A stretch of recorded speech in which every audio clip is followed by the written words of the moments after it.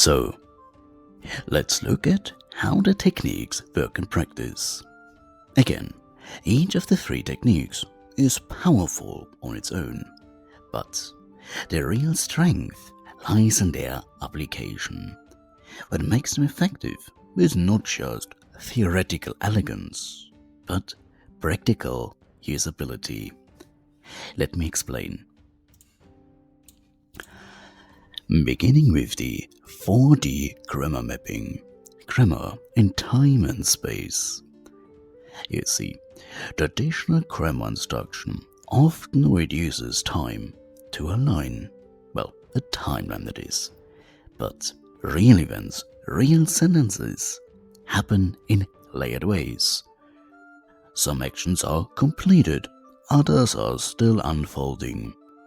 Some happen in the imagination, others are commands, conditions, or regrets. With 4D grammar mapping, we break away from the line and step into a mental theater. So, beginning with a little overview, we have our scenes, the temporal roles, and the descriptions. Beginning with Scene 1, the deep past. Here we have long before the present, before the main story. Then, in the second scene, which is the past, we have events that preceded the present. Then, the third scene, that is where we are, that is the present, the current moment, the main narrative. Next we have, with scene 4, the near future. That is what is about to happen. And then we have scene 5, the distant future, speculative, hypothetical, or eventual ends.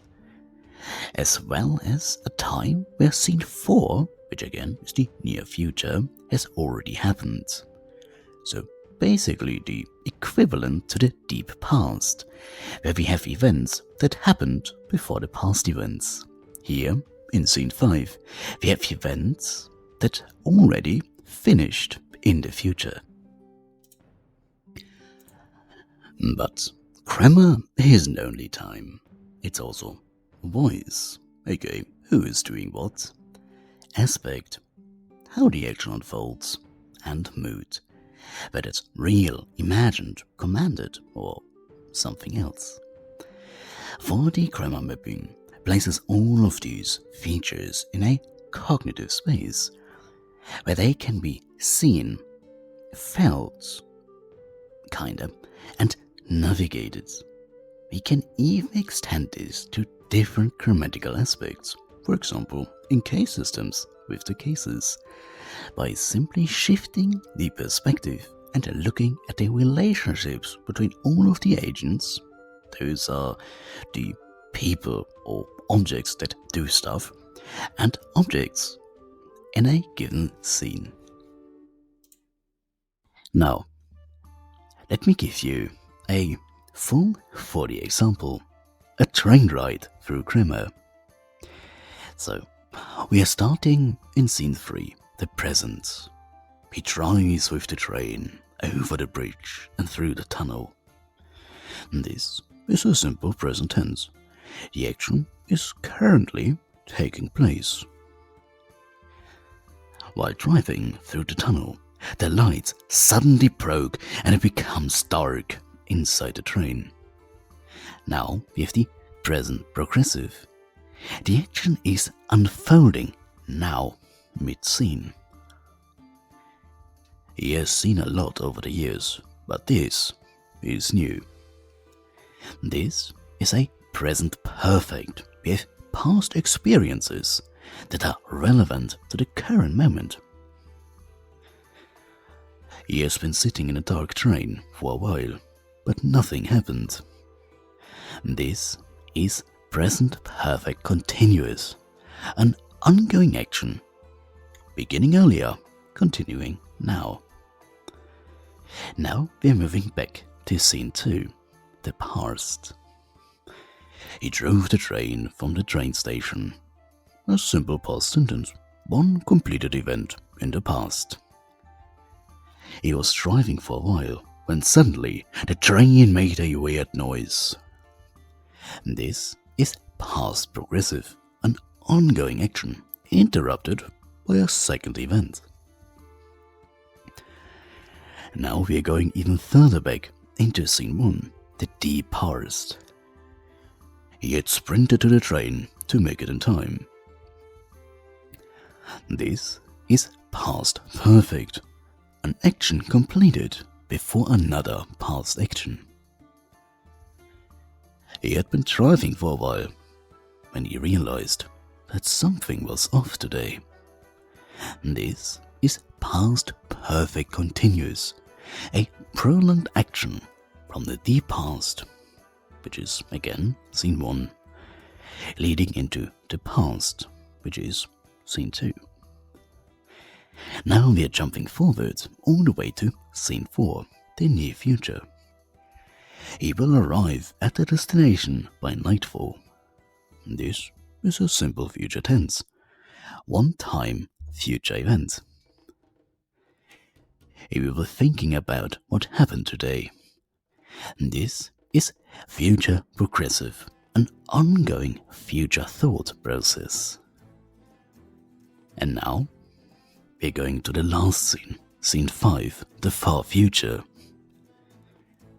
He will have figured out what to do by the time they arrive at the train station. This is future perfect, a future action completed before another future event. By the end of this week, he will have been driving trains 20 years. And the last one is future perfect continuous, an ongoing action, stretching far into the future, going even beyond scene 5, into the epilogue. Note, this is just a small example to show what can be done. Here, we do not have taken into account quite a lot of different things. For example, language nuances. And again, this is only a small view into this technique using something very familiar, at least for English-speaking people. This sequence provides learners, aka us, not only with examples of how, and by the way, here we can utilize the abstract grammar for the morphological aspects, such as declination, conjugation, and so on, to form those tenses, but with mental anchors that connect grammar to narrative logic. Grammar becomes part of the story, and once learners internalize, not memorize, this logic, they can apply it to any given language. There is no memorization required, only understanding and association.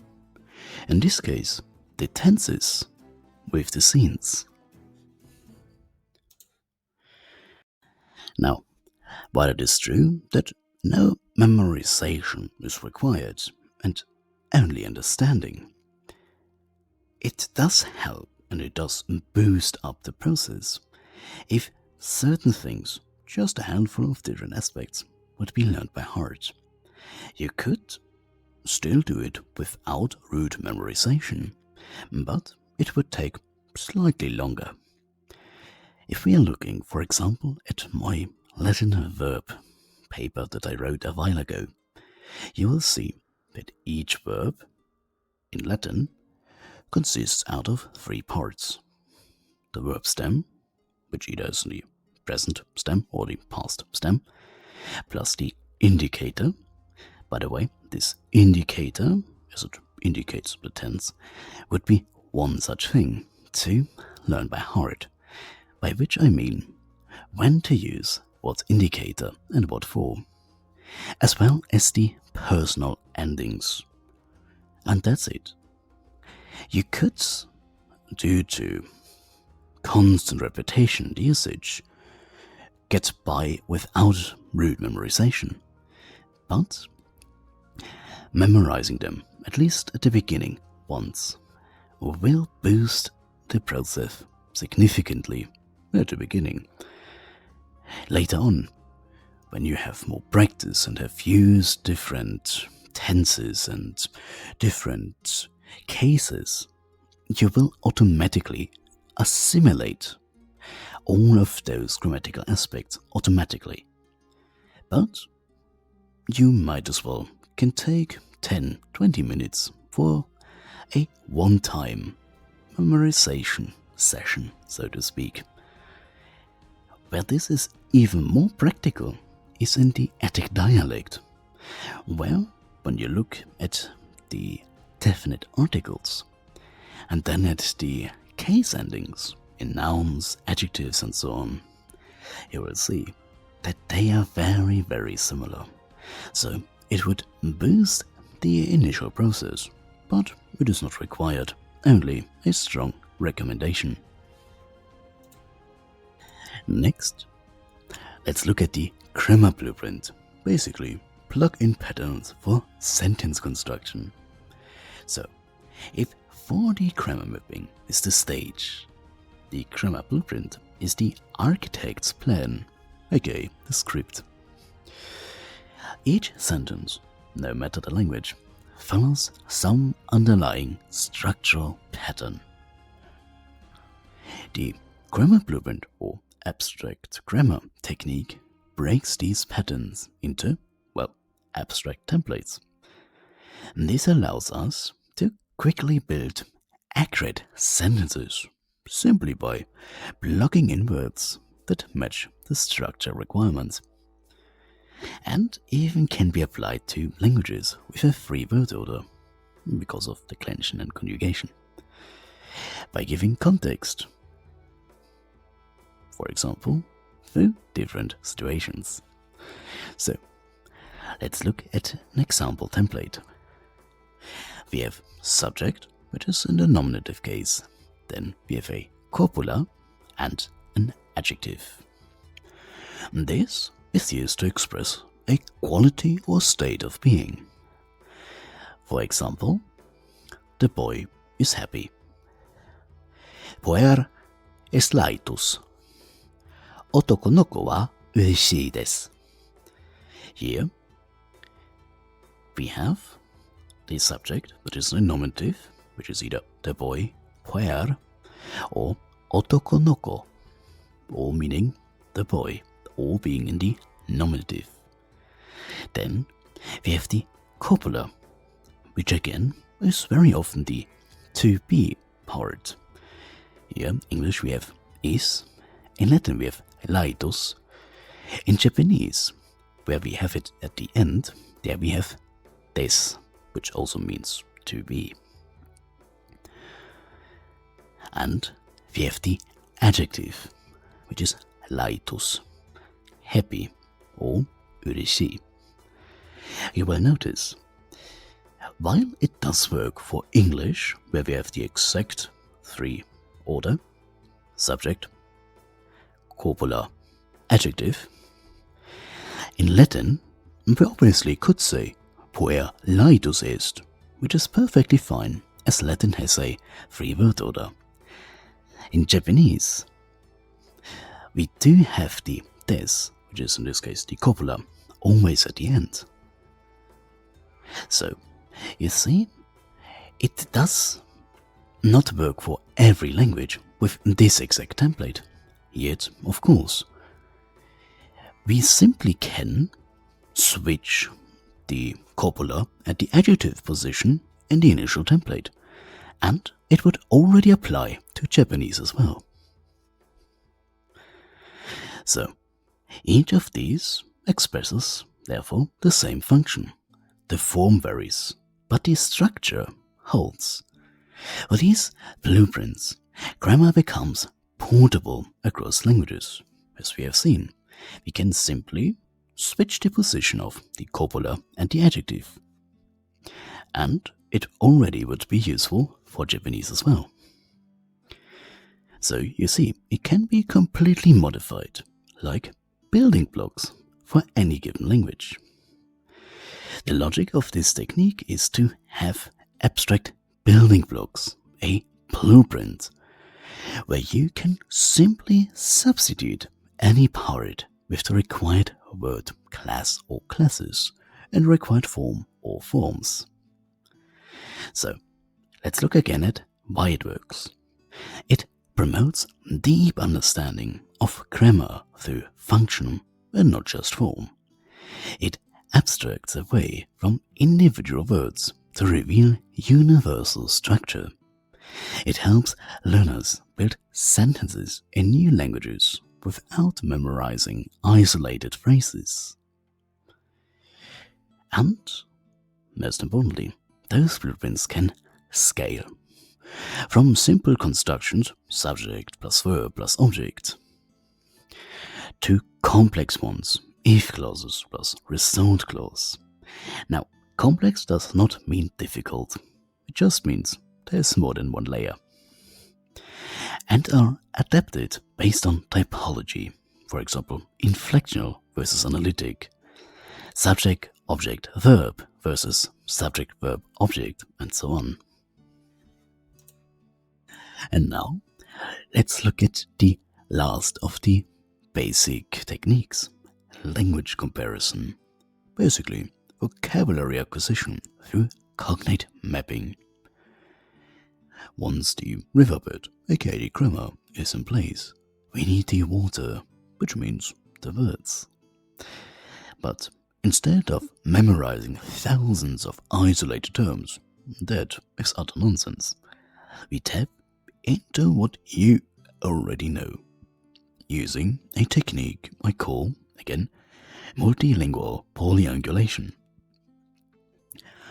You can, for example, connect English and Latin as well as other Romance languages through systematic comparison. Again, let's take our initial example. Cion, siane, tio. Nation, nazione, natio. Action, azione, actio. Position, positione, positio. Solution, soluzione, solutio. So, let's look at why it works, as it is pretty obvious.